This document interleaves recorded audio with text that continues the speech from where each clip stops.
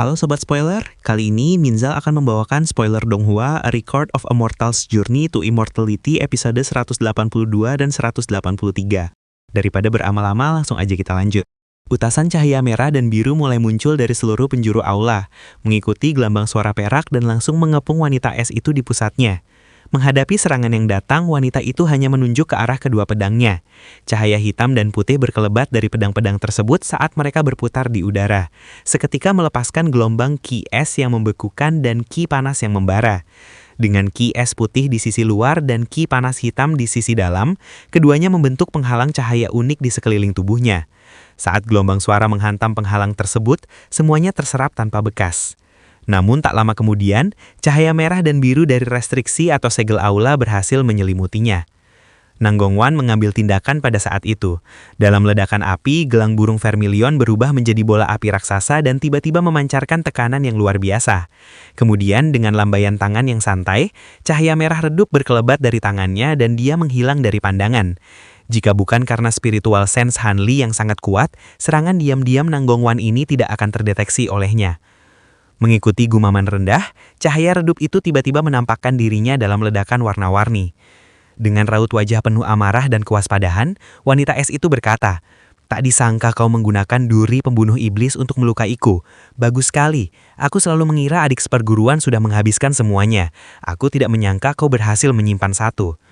Wanita itu tampaknya menderita pukulan berat, tetapi vitalitasnya masih tetap kuat. Hanli tahu bahwa dia hanya menderita luka ringan. Nanggongwan hanya berniat untuk menghentikan wanita es itu menggunakan medali restriksi. Setelah Hanli mengaktifkan restriksi di aula, dia membalikan tangannya dan memunculkan gunung 1000 lapis yang hitam pekat. Dia melemparkannya ke udara dan dengan cepat menghantam gunung tersebut dengan segel mantra yang dibentuk dengan tangkas. Tampak terperangkap sejenak oleh restriksi, gelang burung vermilion melesat ke arah wanita es sebagai bola api. Namun dalam sekejap, 8 piton api ganas setebal lengan melilitnya. Lautan api yang menderu segera memenuhi aula. Pada titik itu, gunung tersebut telah membesar hingga setinggi 20 meter. Saat Hanli hendak memerintahkan pusaka tersebut, dia melihat seberkas cahaya pelangi setebal mangkok melesat keluar dari lautan api. Baik api maupun cahaya, apapun yang terkena berkas cahaya itu tidak mampu menahannya. Bunyi dentang tiba-tiba terdengar, dan berkas cahaya itu berhenti tepat pada gelang burung vermilion yang sedang berputar, menguncinya sepenuhnya. Like stasis mirror, cermin penahan cahaya, Hanli menyipitkan matanya dengan ekspresi serius. Sebelum wanita itu tiba, Nanggongwan telah memberikan penjelasan umum mengenai teknik dan pusaka kakak seperguruannya, agar Hanli memiliki peluang lebih besar untuk menyerangnya. Like stasis mirror atau cermin penahan cahaya adalah pusaka kuno yang paling sering disebutkan Nanggongwan, dan merupakan salah satu yang paling ajaib.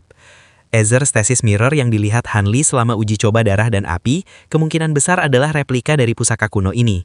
Meskipun hanya memiliki 1/100 dari kekuatannya, alat sihir itu tetap termasyhur di kalangan kultivator tingkat rendah sebagai salah satu yang terbaik. Restriksi biru dan api telah menjadi kacau balau oleh kekuatan luar biasa dari berkas cahaya tersebut, membuat mereka tidak efektif sama sekali. Akibatnya, wanita es itu muncul kembali. Di dalam penghalang hitam putihnya, dia memegang sebuah cermin di satu tangan dan membentuk segel mantra di tangan yang lain. Tatapan Hanli berkelebat dan jatuh pada cermin terkenal di tangannya. Cermin itu tidak besar, dan tampak sama dengan Ether stasis mirror. Namun, cahaya hitam pekat bersinar dari tubuhnya memberikan kesan ngeri yang mendalam bagi siapapun yang melihatnya. Adapun berkas cahaya pelangi yang dipancarkannya, menciptakan kontras yang begitu tajam hingga menjadi pemandangan yang aneh. Tangan yang membentuk segel mantra itu berlumur darah, dan medali restriksi yang awalnya dia pegang telah hilang tanpa bekas. Sungguh tak terbayangkan bagaimana dia bisa terluka, menembus penghalang. Duri pembunuh iblis itu cukup efektif. Melihat pusaka nyawa Nanggongwan tertahan oleh cermin itu, Hanli tidak tinggal diam. Dia diam-diam menunjuk ke gunung hitam, membuatnya hilang dengan getaran halus. Sesaat kemudian, gunung tersebut muncul kembali di atas wanita es dan mulai jatuh dengan momentum yang dahsyat. Wanita itu mendengus dan sedikit menyesuaikan arah cermin penahan cahaya miliknya sambil menghantamnya dengan segel mantra dari tangannya yang bebas. Tiba-tiba, berkas cahaya yang ada bergetar halus dan sebuah cabang cahaya yang lebih ramping melesat dari cermin menuju gunung hitam. Melampaui kecepatan suara, berkas itu menembus udara dalam upaya untuk menahan jatuhnya gunung hitam tersebut. Karena sudah bersiap bahwa dia tidak akan berhasil dengan mudah, Hanli menyatukan tangannya dalam segel mantra tanpa pikir panjang. Gunung hitam yang jatuh itu tiba-tiba berhenti di udara dan berputar sekali sebelum mengeluarkan awan besar cahaya hitam dari bawahnya, tepat pada waktunya untuk memotong berkas cahaya sebelum menghantam. Awan cahaya hitam menelan berkas cahaya pelangi segera setelah ia muncul, lalu mengalir turun menghantam penghalang si wanita es. Lapisan hitam dari penghalang itu bergetar dan mulai membuat chi spiritual di tubuhnya kacau, hampir menyebabkan berkas cahaya dari cermin itu buyar. Siluet wanita itu meredup dari balik penghalang cahaya, dan ekspresinya sedikit berubah. Dia membuka mulutnya dan menyemburkan kabut chi biru ke arah cermin tanpa pikir panjang. Dengan kekuatan yang diperkuat, cahaya pelangi berubah menjadi kabut dan menghentikan gunung hitam beserta auranya agar tidak turun lebih jauh. Konfrontasi antara kedua kekuatan tersebut akhirnya menghasilkan serangkaian ledakan tumpul. Semangat Nanggong Wan bangkit melihat kebuntuan tersebut. Dia tiba-tiba menggerakkan gelang burung vermilion yang tertahan untuk berfluktuasi ukurannya secara drastis. Gelang itu memekik dengan teriakan burung Felix saat dia berusaha sekuat tenaga untuk melepaskan diri. Untuk sementara waktu, mereka berdua bekerja sama untuk menahan kakak seperguruan Nanggong Wan. Tentu saja ketiganya tidak sekedar mempertahankan kebuntuan ini, mereka juga saling mengamati tindakan satu sama lain. Hanli adalah yang pertama bergerak, menepuk pinggangnya dan memanggil kantong binatang roh. Dengan dengungan keras, serangga emas berkilauan yang tak terhitung jumlahnya melonjak ke udara dan membentuk awan emas yang mengerikan. Nanggong Wan menyusul dengan merapalkan mantra dalam irama dunia lain. Sebuah penghalang raksasa merah tiba-tiba muncul 1 meter di atas kepalanya. Penghalang itu bersinar dengan cahaya cair yang secara bertahap tumbuh sangat terang. Wanita es itu tiba-tiba melemarkan cermin di tangannya ke atas dan menepukkan kedua tangannya, memanggil sebuah bendera segitiga kecil ke dalam genggamannya. Meskipun telah bersiap, dia tetap berkata dengan muram, "Cahaya inkarnasi ilahi, adik Nanggong, kau benar-benar tidak menahan diri. Kau berani menggunakan ini." Meskipun dia merasa kawanan serangga emas itu agak aneh, dia tidak terlalu memikirkannya. Dia jelas tidak akrab dengan Gold Devouring Beetles atau kumbang pemakan emas. Dengan senyum tipis di wajahnya, Nanggong Wan berkata, "Jika kakak seperguruan tidak ingin bertarung mempertaruhkan nyawa, serahkan medali restriksi penahan hati dan biarkan kami pergi." Wanita es itu mendengus dan niat jahat muncul di wajahnya. Dia kemudian membuka mulutnya dan meludahkan sebuah pedang kecil berwarna merah darah. Pedang itu hanya sepanjang beberapa inci, tetapi tubuhnya berkilauan dengan cahaya merah yang menyilaukan dan seutas chi hitam samar-samar berkeliaran di sekitar tubuh pedang. Segera setelah ia muncul, pedang itu mulai bergetar dengan sendirinya, mengisi udara di alat tersebut dengan aroma darah. Senyum hilang dari wajah Nanggong Wan dengan munculnya pedang merah kecil itu. Dia menatap tejas ke arah kakak seperguruannya. "Pedang iblis darah, sejak kapan kau mendapatkan pusaka jahat itu? Apakah kau tidak takut dengan serangan balik Chi Iblis?" "Serangan balik? Jangan khawatir. Dengan artefak ini, aku akan mengalahkanmu begitu cepat sehingga tidak akan ada kesempatan bagi Chi Iblis untuk menyerang balik. Tetapi sekarang, aku akan bertanya padamu untuk terakhir kalinya. Apakah kau benar-benar tidak mau menikah dengan Wei Li Chen demi kemakmuran sekte? Jika kau masih tidak mau, aku akan membiarkan pedang iblis darah berliaran. Aku tidak sepenuhnya yakin dengan kemampuanku untuk menahan kekuatannya. Jangan salahkan aku jika tidak memperingatkanmu." Suara wanita es itu penuh dengan keyakinan. Hanli melirik pedang iblis darah itu tanpa rasa peduli dan berkata dengan tenang, "Tidak perlu bertanya lagi. Bahkan jika One Air bersedia mengorbankan dirinya untuk sekte Musket Moon, aku tidak akan mengizinkannya. Hentikan kebodohan ini." "Dan siapa kau? Tampaknya kultivasi dan kemampuanmu tidak lemah, tetapi aku tidak ingat ada Nasan Sol yang sesuai dengan deskripsimu. Mungkinkah kau adalah kultivator Nasan Sol yang baru naik tingkat? Tapi memanggilnya dengan cara yang semanis itu sebagai One Air, kau pasti alasan kenapa dia tidak mau menikah dengan Wei Li Chen selama ini." Dengan kilatan dingin di matanya, kakak seperguruan Nanggong Wan menatap Hanli dengan niat membunuh. Hanli menanggapi kakak seperguruan Nanggong Wan dengan nada tenang tanpa bertubi-tubi. "Tidak penting siapa aku, tetapi sangat penting mengapa kau begitu keras kepala. Berikan saja medali restriksi penahan hati kepada kami, dan kami akan segera melepaskanmu. Adapun pedang iblis darah itu, aku tidak takut padanya meski aku belum pernah mendengarnya. Akan lebih baik jika kau tidak terlalu mengandalkannya." Wanita es itu menatap Hanli dengan sinis dan menyunggingkan bibir. "Kau terlalu meremehkan dirimu sendiri. Jika kau tahu tentang pedang iblis darah, kau tidak akan berani bicara sesumbar seperti itu. Aku akan membunuhmu terlebih dahulu dan melihat apakah adik seperguruan Nanggong akan berubah pikiran." Segera setelah itu, dia menggigit ujung lidahnya dan menyemburkan kabut besar esensi darah ke arah pedang merah kecil itu, lalu menyatukan tangannya dalam segel mantra. Dalam sekejap cahaya merah yang menyilaukan, pedang kecil itu tumbuh hingga sepanjang 1 meter, menunjukkan penampilannya yang jahat dan berlumuran darah. Aroma darah yang dipancarkannya pun menjadi semakin memuakkan dan menyengat. Wanita es itu kemudian mencengkram gagang pedang tanpa ragu. Matanya mulai bersinar terang saat dia mulai menuangkan seluruh kekuatan spiritualnya ke dalam pedang merah tersebut. "Cepat bertindak, kita tidak bisa membiarkannya menyerang lebih dulu." Karena tidak mampu lagi bersikap tenang, Nanggong Wan berteriak penuh ketakutan kepada Hanli. Dia tahu betul betapa mengerikannya pedang iblis darah dan tidak memiliki banyak kepercayaan pada kata-kata Hanli tadi. Sebelum dia selesai mengumpulkan cahaya inkarnasi ilahinya, dia menunjuk ke arah penghalang cahaya raksasa di atas kepalanya. Kubah cahaya itu bergetar dan mulai berputar dengan cepat. Sesaat kemudian, cahaya hijau zamrud yang indah melesat ke arah wanita es itu dalam sekejap.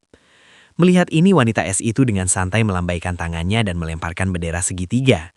Begitu bendera itu lepas dari tangannya, ia berubah menjadi awan besar kabut hijau yang mengerikan untuk mencegat serangan tersebut. Segera setelah sinar cahaya zamrud menghantam kabut hijau, seekor naga banjir, Flood Dragon, tiba-tiba muncul dari cahaya zamrud itu. Naga tersebut seketika berada di atas angin dalam pergulatan dan menerjang kabut, dalam upaya untuk membuyarkannya. Namun seperti penyakit yang ulet, lapisan kabut itu menempel pada naga banjir itu dan mencegahnya melepaskan diri. Nanggongwan meringis melihat pemandangan itu, sementara wanita es itu menunjukkan sedikit rona kegembirahan. Wanita es itu kemudian mendebaskan pedang merahnya ke udara ke arah kepala Hanli. Fluktuasi ruang segera menyusul membawa gelombang ki pedang selebar 3 meter ke arahnya. Ki pedang itu berwarna merah tua dan memamerkan aura jahat yang mengerikan saat ia mendebas maju tanpa hambatan. Setelah wanita es itu menghabiskan sebagian besar kekuatannya dalam serangan tersebut, kulitnya semakin memerah beberapa kali dalam saat berikutnya. Kemudian dalam kilatan cahaya, pedang merah itu kembali ke ukuran kecil aslinya. Saat ki pedang melintasi udara, ki spiritual di sekitarnya mengalir maju dengan kekuatan 1000 aliran, menyeret ki pedang darah itu maju, dan menyembunyikannya. Hanli hanya bisa merasakan tubuhnya menegang dan tiba-tiba merasa terbelenggu. Jangankan merapalkan teknik, dia bahkan tidak bisa menggerakkan satu jari pula. Dia hanya bisa menatap ki pedang darah itu saat perlahan mendekat ke arahnya. Wajah Nanggongwan berubah pucat pasi melihat hal ini, sementara kakak seperguruannya hanya menyeringai. Saat keduanya percaya bahwa Hanli akan menemui malapetaka besar, Hanli hanya menarik nafas dalam sambil menatap ki pedang darah tersebut. Dengan guntur yang bergemuruh dan cahaya emas berkedip liar, jaring kilat emas samar muncul di sekeliling tubuh Hanli. Wanita es itu terpaku melihat pemandangan tersebut. Sebelum dia sempat bereaksi, ki pedang darah menghantam jaring kilat. Ledakan besar terdengar saat kilat ilahi dan ki darah bertabrakan. Meskipun ki pedang yang mendominasi berusaha keras untuk menembus jaring emas, ia tidak mampu memutuskan untayan tipis kilat itu. Sebaliknya jaring emas itu secara bertahap melilitnya seolah-olah ia adalah seekor ikan. Kemudian jaring kilat ilahi penghalau iblis di sekeliling Hanli menghilang dan dengan cepat berpindah untuk membungkus ki pedang tersebut. Hanli melilik ki pedang tertahan kilat di udara dengan sedikit rasa takjub. Kilat ilahi penghalau iblis tampaknya terkuras cepat dalam upayanya menahan ki pedang jahat ini. Jika dia tidak melepaskan sepertiga dari cadangan kilatnya, sangat mungkin dia tidak akan mampu menahan ki pedang jahat ini. Sebenarnya ini adalah pertama kalinya dia menghadapi pusaka Devil Dao, jalan iblis, yang tidak bisa dia taklukkan dengan mudah menggunakan kilat penghalau. Jika ini terus berlanjut, baik ki pedang darah maupun kilat penghalau iblis, kemungkinan besar akan sama-sama buyar. Ini bukanlah sesuatu yang akan dia biarkan. Dengan pemikiran itu, Hanli mengangkat tangannya dengan ekspresi muram, melepaskan 2 sambaran kilat yang sangat padat ke arah jaring kilat yang sudah menahan ki pedang merah. Dengan tambahan kekuatan tersebut, kilat emas berhasil mengalahkan Ci Pedang, hanya menyisakan awan kecil kabut merah di udara. Tanpa berpikir lebih jauh, Hanli menunjuk ke arah kilat emas di udara dan memerintahkannya untuk sepenuhnya membungkus serta memadatkan kabut merah itu menjadi bola emas seukuran kepalan tangan. Setelah bola itu jatuh ke genggamannya, dia menatap wanita di depannya tanpa ekspresi. Pemandangan itu membuat wanita es benar-benar tercengang dengan wajah penuh ketidakpercayaan. Nanggongwan juga sangat terkejut hingga mulutnya sedikit ternganga. Melihat kekuatan penuh dari pedang iblis darah dibuat tidak efektif adalah hal yang di luar nalar bagi kedua wanita tersebut. Sejak pedang ini muncul di wilayah Heavenly South, tidak diketahui apakah itu pusaka kuno atau pusaka sihir. Pedang ini mirip dengan pusaka sihir biasa karena bisa disimpan di dalam tubuh, tetapi tidak bisa dimurnikan oleh pemiliknya seperti pusaka kuno. Meskipun demikian, ia tetap mampu menunjukkan kekuatan yang mencengangkan. Kecuali seseorang menghindari tebasan ruang pedang tersebut sebelumnya, tidak ada metode untuk menangkisnya. Teknik atau pusaka sihir apapun yang digunakan untuk memblokir serangan itu kemungkinan besar akan terbelah menjadi 2. Sedangkan bagi penggunanya, kecuali mereka menggunakan sejumlah besar esensi darah dan vitalitas untuk mengaktifkannya, mereka harus waspada terhadap serangan balik Ci Iblis. Ini karena esensi sejati tubuh akan semakin tercemar oleh esensi iblis semakin lama pedang itu digunakan. Jika terlalu banyak esensi iblis yang terkumpul, seseorang akan mengalami serangan balik Ci Iblis. Mereka akan kehilangan rasionalitas dan berubah menjadi iblis yang mengamuk sampai mati. Hanya ada beberapa artefak iblis seperti ini di seluruh Heavenly South. Bisa dikatakan itu adalah nama yang ditakuti sekaligus dikagumi. Tepat setelah Hanli membuyarkan Chi pedang darah, dia mengambil tindakan tanpa menunggu kedua wanita itu pulih dari keterkejutan mereka. Dengan siulan tajam, dia memerintahkan Gold Devouring Beetles yang berkerumun di atasnya untuk mengaum dan membanjiri ruangan saat mereka menyerbu ke arah wanita es tersebut. Tindakan Hanli menyadarkan wanita es dari keterpakuannya. Dalam kepanikan yang hebat, dia membuka mulutnya dan meludahkan pedang perak kecil, lalu dengan cepat membentuk sigil mantra dengan tangannya. Pedang perak itu bersinar cemerlang dan menciptakan penghalang cahaya perak yang menyilaukan. Dengan suara letupan tiba-tiba, pedang perak itu bergetar dan menembakkan lebih dari 1000 helai cahaya perak dari dalam penghalang ke arah kawanan kumbang emas. Untaian pedang yang memadat, Hanli bergumam pada dirinya sendiri sambil mengerutkan kening. Ternyata kakak seperguruan Nanggongwan ini aslinya adalah seorang sword cultivator, kultivator pedang. Pantas saja dia memiliki begitu banyak pusaka sihir jenis pedang. Sesaat kemudian, untaian perak menghantam hawan serangga emas. Dengan rentetan suara retakan yang keras, cangkang emas yang tak terhitung jatuh dari langit, membuat kawanan itu jauh lebih tipis. Lubang-lubang bermunculan di awan kumbang tempat untaian pedang perak menghantam. Hati Hanli melesat melihatnya. Apakah Gold Devouring Beetles miliknya saat ini masih belum mampu melawan kultivator Nascent Soul? Dia telah menghabiskan begitu banyak waktu dan usaha yang teliti untuk mengembangkan mereka. Wanita es itu merasa lega melihat hasil serangannya. Dengan beberapa gelombang serangan lagi, seluruh kawanan serangga aneh ini seharusnya bisa dimusnahkan sepenuhnya. Tampaknya tidak ada yang perlu ditakuti dari mereka. Namun, kekecewaan Hanli segera digantikan dengan kegembiraan. Kumbang-kumbang yang jatuh akibat serangan tadi mulai bergerak kembali. Dengan pekikan Kit, mereka mulai terbang lagi dan mengikuti sisa kawanan menuju wanita es tersebut. Pada saat itu, teriakan Phoenix tiba-tiba terdengar dari kabut hijau, dan cahaya 1000 matahari tiba-tiba bersinar, membuyarkan kabut itu hingga bersih untuk menyingkapkan rembulan merah dari dalamnya. Rembulan itu berkilau sebelum melesat ke arah penghalang wanita es. Ekspresi wanita es berubah drastis. Tiba-tiba, penghalang cahaya mulai berputar di sekelilingnya dan tubuhnya berubah menjadi seberkas cahaya hitam putih saat dia berusaha melarikan diri dari aula gawai. Setelah pertukaran serangan ini, wanita itu akhirnya menyadari bahwa akan sangat sulit untuk menghadapi Hanli dan Nanggongwan secara bersamaan. Karena itu, dia memutuskan untuk melarikan diri dari kediaman gawai dan menahan keduanya setelah dia mengumpulkan bala bantuan. Meskipun Hanli dan Nanggongwan sangat tangguh, mereka tidak akan mampu menghadapi murid-murid sekte Mask Moon yang tak terhitung jumlahnya.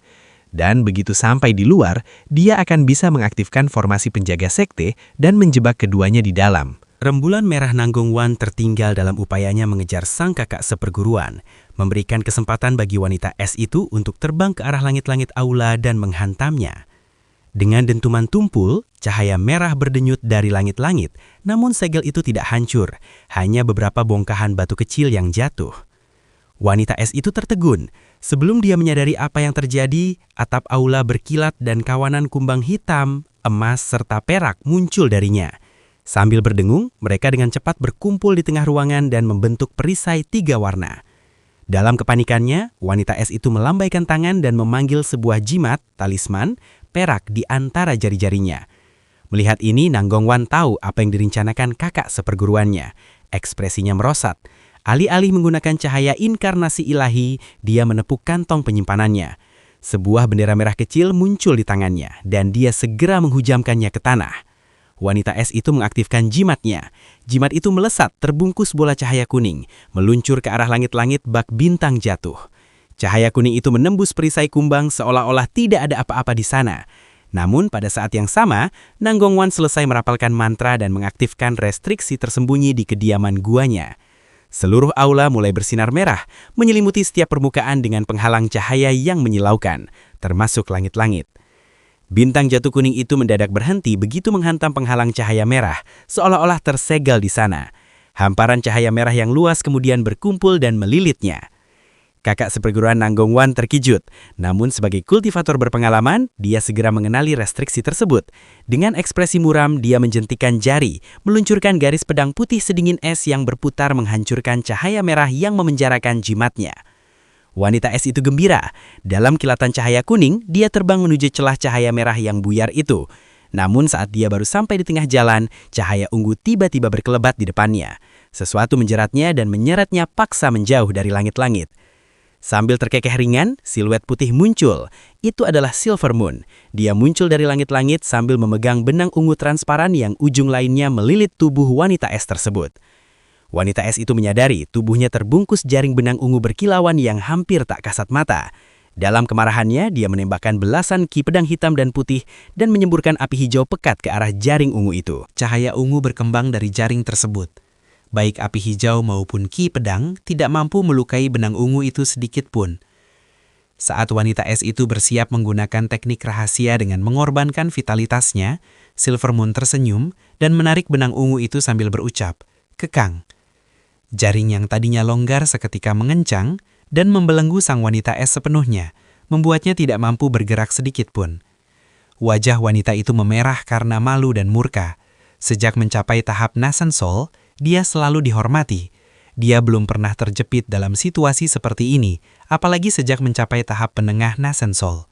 Seluruh tubuhnya bersinar hebat, kekuatannya melonjak 2 kali lipat dengan semburat warna merah darah.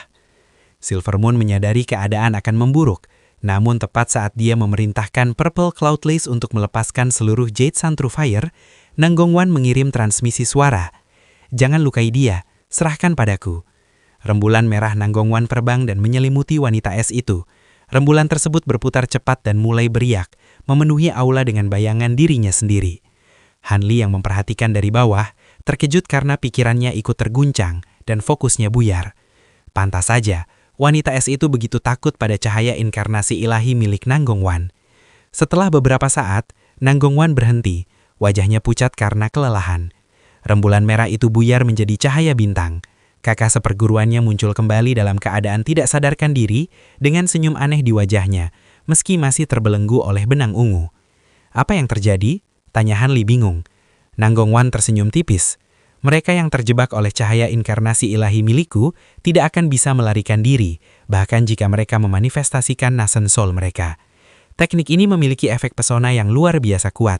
Pikiran kakak seperguruanku telah hilang di dalam cahaya ilahi untuk sementara. Dengan cara ini, kita bisa mengampuninya." Nanggong Wan menghela nafas. "Membunuh tetua agung sekte adalah hal yang tidak bisa diterima. Karena aku berencana mengikutimu, sekte Masked Moon sudah akan kehilangan kekuatannya. Jika kita membunuhnya juga, sekte ini akan lumpuh. Tetua agung sebelumnya memperlakukanku dengan sangat baik. Meski aku tidak bisa mengorbankan diri demi sekte, aku tidak sanggup membiarkan sekte ini punah." Han Li tersenyum kecut. "Tapi kakak seperguruanmu sama sekali tidak segan saat menyerangmu." "Itu tidak masalah. Karena aku telah mengampuni nyawanya, aku menganggap hutang budiku pada guru sebelumnya telah lunas. Aku tidak akan merasa bersalah saat pergi bersamamu nanti," jawab Nanggong Wan. Setelah Silver Moon melepaskan belenggu benang ungu, Nanggong Wan memberikan beberapa segel restriksi tambahan pada tubuh kakaknya.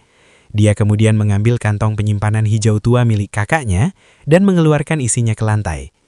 Medali restriksi penahan hati mudah ditemukan. Namun perhatian Han Li teralih pada sebuah benda kecil di tumpukan itu.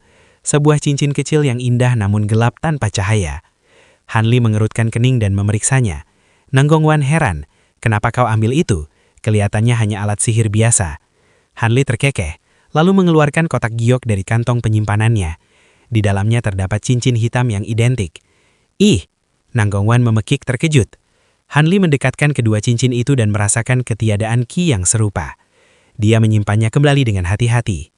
Tak lama kemudian, Nanggong Wan memberikan pedang iblis darah yang tadi digunakan kakaknya kepada Han Li.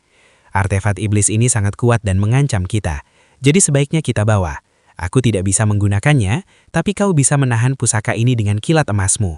Biarlah ini berada di tanganmu. Meskipun Hanli tidak mengetahui rincian lengkap tentang pedang iblis darah, dia tahu tentang bahaya serangan balik chi iblisnya. Dia segera menyimpannya, tidak ingin Nanggongwan menggunakan artefak iblis yang berbahaya seperti itu. Adapun barang-barang lain seperti Light Stasis Mirror dan harta karun lainnya, Nanggongwan tidak berniat mengambilnya. Tampaknya dia ingin menjaga martabat kakak seperguruannya. Belum lagi, Light Stasis Mirror menjadi terkenal saat berada dalam kepemilikan wanita itu. Jika orang lain tahu benda itu diambil, itu akan menimbulkan masalah yang tak ada habisnya. Pada saat itu, Nanggongwan memegang jimat restriksi di tangannya dan menekannya dengan lembut. Dalam sekejap cahaya merah, jimat itu melepaskan seutas chi hitam pekat sebelum memudar menjadi ketiadaan. Dalam semangat tinggi karena restriksi tersebut telah lenyap, Nanggongwan tersenyum manis. Restriksi penahan hati sudah terhapus, tapi sebelum kita pergi, aku harus meninggalkan pesan untuk kakak seperguruanku. Hanli tidak mengajukan keberatan. Nanggongwan kemudian mengeluarkan slip giok putih dan menempelkannya di dahi. Slip giok itu berkilauan saat spiritual sense Nanggongwan mulai meninggalkan pesan di dalamnya. Setelah waktu cukup untuk menghabiskan secangkir teh, dia meletakkan slip giok itu di atas tumpukan barang yang tersisa di lantai. Dia memasukkan semuanya ke dalam kantong penyimpanan wanita es itu dan memasangnya kembali di pinggang kakaknya. Nanggongwan tersenyum malu-malu kepada Hanli. Ayah pergi, kakak seperguruan masih di bawah pengaruh cahaya inkarnasi ilahiku. Dia butuh lebih dari sehari untuk bisa membebaskan diri. Melihat ekspresi lembut Nanggongwan, hati Hanli bergetar. Dia dengan lembut menariknya mendekat dan mereka terbang keluar dari aula dalam seberkas cahaya. Di sebuah gunung kecil tanpa nama di perbatasan negara Beiliang, Nanggongwan berdiri di bawah pohon kuno dan mengerutkan kening. Apa maksudmu? Mengapa kau memintaku pergi sendirian ke sekte Drifting Cloud? Hanli berdiri bahu-membahu dengan Nanggongwan. Dia berkata perlahan, selirku dan kakak seperguruan Lu masih tertahan di kota Soaring Heavens karena suatu alasan. Aku rasa ini ada hubungannya dengan invasi Moulan. Karena mereka berdua memiliki hubungan denganku, aku tidak bisa membiarkan mereka begitu saja. Aku harus memeriksa keadaan mereka. Nanggongwan mengatap Hanli dengan ekspresi tidak senang. Jika begitu, aku akan ikut denganmu. Mengapa aku harus pergi sendirian? Wan Er, kau adalah kultivator Nasen Soul Sekte Masked Moon. Akan ada banyak kultivator tingkat tinggi di Persatuan 9 Negara yang mengenalimu. Meskipun aku sudah mengajarkanmu teknik pengubah wajah, mereka yang memiliki kultivasi lebih tinggi darimu mungkin bisa melihat penyamaranmu. Lebih baik kau kembali ke sekte Drifting Cloud terlebih dahulu. Nanggongwan mengerutkan hidung dengan cemas. Tapi kau sudah menyinggung sekte Masked Moon dan sekte Flowing Mind. Aku merasa tidak tenang jika kau masih menuju ke kota Soaring Heavens. Hanli terkekeh. Jangan khawatir, kau sudah melihat kemampuanku. Mungkin ada banyak orang dengan kultivasi lebih tinggi dariku di Heavenly South, tetapi sangat sedikit yang mampu menjebak dan membunuhku. Apalagi aku adalah penatua sekte Drifting Cloud. Dengan beban penuh invasi Moulan yang menekan Persatuan 9 Negara, mereka tidak akan berani ikut campur. Lagi pula, aku yakin kakak seperguruanmu akan mengikuti saranmu untuk memaafkan menghilangnya dirimu. Jika tidak, urusannya dengan Wei Wuaya akan memburuk. Hampir tidak ada hal yang perlu dikhawatirkan. Karena kau bersikeras, aku tidak akan menghalangimu. Tetapi sebaiknya kau berhati-hati. Agar kau sedikit lebih aman, aku akan menyerahkan harta ini padamu. Melihat tekad Hanli, dia menyerahkan sebuah syal bersudam. Hanli merasakan chi spiritual yang aneh dari syal itu, dan bertanya tertarik tentang kegunaannya. Nanggongwan menjelaskan bahwa itu adalah pusaka kuno tanpa nama yang sangat praktis digunakan. Selain itu, Nanggongwan memberikan sebuah liontin giok merah berkilauan. Hiasan penolak api ini adalah tanda yang sering aku bawa. Aku memiliki 2 murid luar yang membuka toko di kota Soaring Heavens. Jika kau butuh bantuan, serahkan tanda ini kepada mereka. Dia kemudian membisikkan nama kedua murid tersebut. Sebulan kemudian, Hanli sampai di luar kota Soaring Heavens. Di sepanjang jalan dia mendengar bahwa perang telah dimulai di perbatasan negara Feng Wan dan Yu. Hasilnya, kekuatan utama Persatuan 9 Negara telah menderita kerugian besar 3 kali berturut-turut. Mereka terpaksa mengandalkan formasi mantra besar untuk melindungi lokasi strategis vital yang penting. Persatuan 9 Negara jelas berada di pihak yang kalah. Kabarnya, para spell warrior Moulan membawa beberapa binatang buas raksasa yang membuat Persatuan 9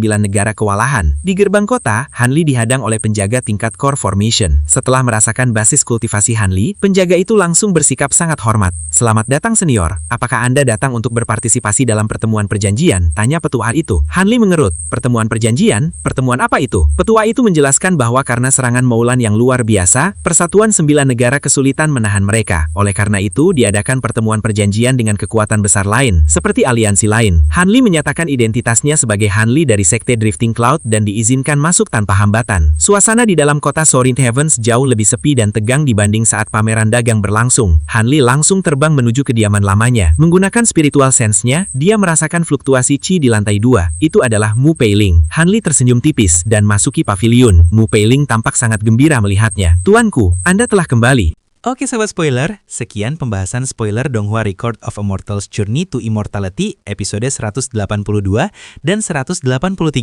Minzal ingatkan, karena ini adalah versi novel, jadi Minzal nggak bisa jamin alurnya akan persis sama dengan versi Donghuanya. Tapi intinya alur ceritanya akan tetap sama. Makasih banyak buat sobat spoiler yang udah nonton sampai habis. See you and bye-bye!